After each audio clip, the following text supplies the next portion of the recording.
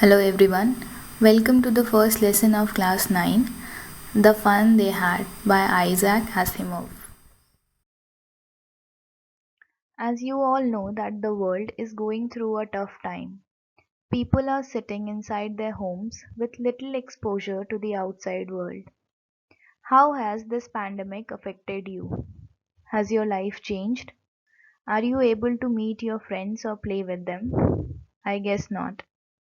Now think of the way you are learning. You are watching this video on your mobiles or laptops. You are a part of many WhatsApp groups where teachers are constantly sharing study materials. So, is the technology helping you? Do you like this way of studying instead of going to school? Is there any challenge in learning this way? What problems do you face? The lesson that you are going to read today has so much more significance right now. It has something to do with how we are teaching and learning these days.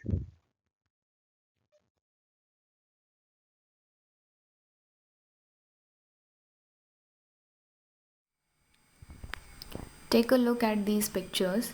Have you ever heard these words before? Virtual reality, virtual classroom, or artificial intelligence? I'm sure you have. Virtual reality is a three-dimensional computer-generated environment which can be explored and interacted by a person. The person becomes part of this environment and can manipulate objects or perform a series of actions.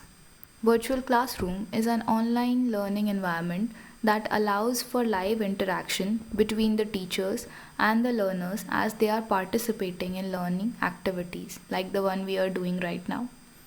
Artificial intelligence or AI is the ability of a computer program or a machine to think and learn just like humans do.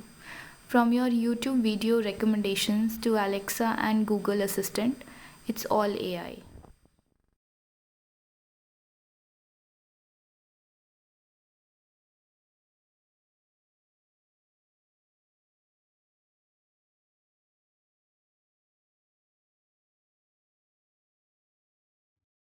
Let us see the title of the lesson, The Fun They Had. Who are they here? And what kind of fun did they have? To find out, we will have to read this chapter, The Fun They Had by Isaac Asimov. The story is set in the year 2157. Margie is writing in her diary that Tommy had found a real book. She had heard about a real book from her grandfather but never seen one. She saw the yellow crinkly pages and found it funny that the words didn't move on screen. Even if she turned the page, the words were still there. This was surprising to her.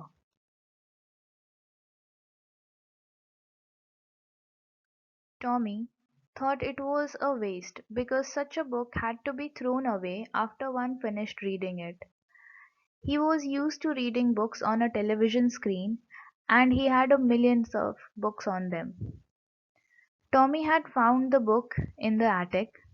Margie wanted to know what this real book had, but when Tommy said it was about school, Margie grew scornful.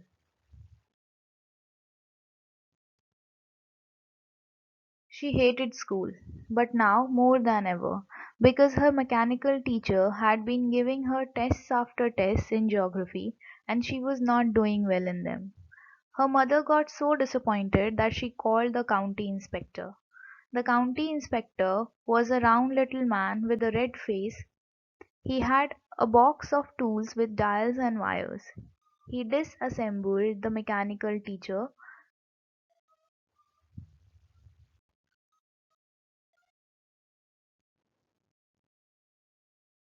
To Margie, the mechanical teacher was a large, black, ugly big screen. She always had to write her homework and test papers in a punch code. She learned it when she was 6 years old. The mechanical teacher counted marks in no time. Margie secretly wished that the county inspector wouldn't know how to put the mechanical teacher back again, but that was not to be.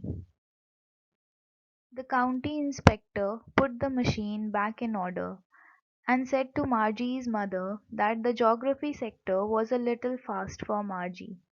He had slowed it down, and it was not Margie's fault that she was not doing well in geography.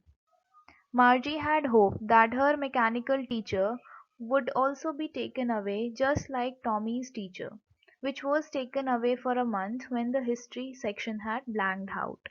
But that didn't happen. That's why when Tommy said that the book was about school, Margie grew scornful. The very thought of school made her unhappy. Tommy explains to Margie about the schools that existed centuries ago. These schools had real teacher.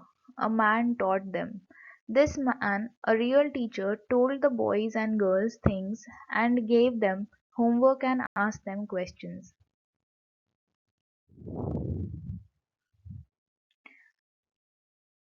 Margie believed that a man was not smart enough to be a teacher. However, Tommy believed that his father knew as much as any mechanical teacher. He also told Margie that these children and the teacher went to a separate building which was called a school.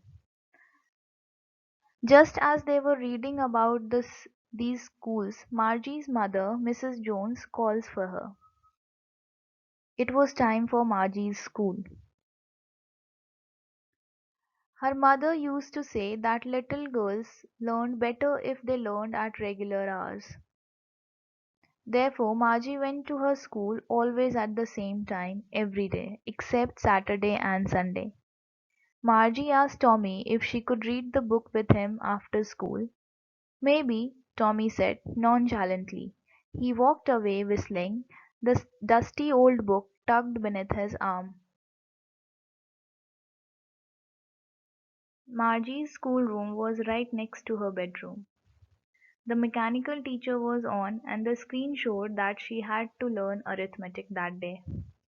She was instructed to insert the previous day's homework in the slot, but her mind was somewhere else. She was thinking about the old schools they had when her grandfather's grandfather was a little boy. All the kids from the whole neighborhood came, laughing, shouting, and talking in the schoolyard, sitting together in the schoolroom, going home together at the end of the day.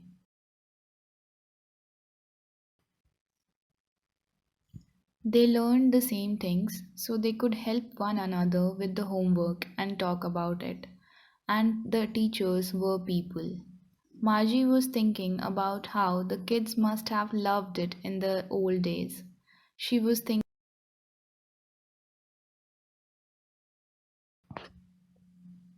the fun they had.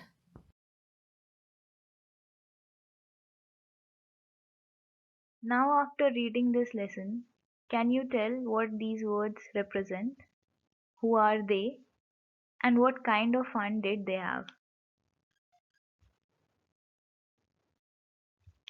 Does this chapter remind you of your school? Do you miss your friends now? Do you want to go back? I hope you enjoyed this chapter. Now let us learn something more.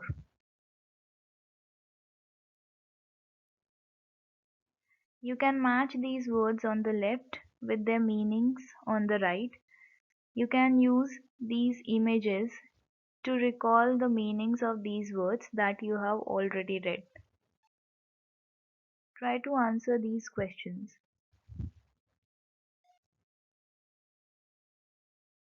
Something about our author, Isaac Asimov. Can you believe this story was written 70 years ago? Imagine the creativity of the author who thought of a future that we are almost living right now. Isaac Asimov was an American writer and professor of biochemistry, known for his works of science fiction or sci-fi as we popularly know it. Science fiction consists of stories in books, magazines, films about events that take place in the future or in other parts of the universe. Asimov was a prolific writer who wrote or edited more than 500 books.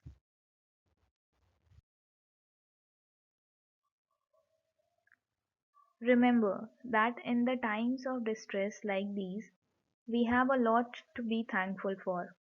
You have your near and dear ones around you. You can connect to your friends through technology, and you can reach out to your teachers at any time whenever you feel the need.